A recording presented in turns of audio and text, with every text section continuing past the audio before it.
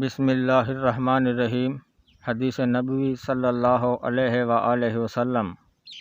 یونس نے مجھے ابن شہاب سے خبر دی، انہوں نے ابو سلمہ بن عبد الرحمن سے، اور انہوں نے حضرت ابو ہریرہ رضی اللہ عنہ سے روایت کی کہ رسول اللہ صلی اللہ علیہ وآلہ وسلم کے پاس کسی ایسے شخص کی میت لائی جاتی جس پر قرض ہوتا تو آپ پوچھتے کیا اس نے قرض کی ادائیگی کے لیے کچھ چھوڑا ہے؟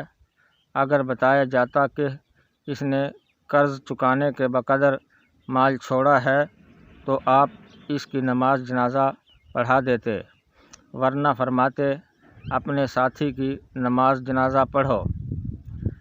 جب اللہ نے آپ پر فتوحات کے دروازے کھولے تو آپ نے فرمایا میں مومنوں کے خود ان کی اپنی نسبت بھی زیادہ قریب ہوں، تو جو شخص فوت ہو جائے اور اس پر قرض ہو اس کی ادائیگی میرے ذمہ ہے، اور جو مال چھوڑ جائے وہ اس کے وارثوں کا ہے۔ حدیث نمبر 2267، کتاب صحیح بخاری، درجہ صحیح۔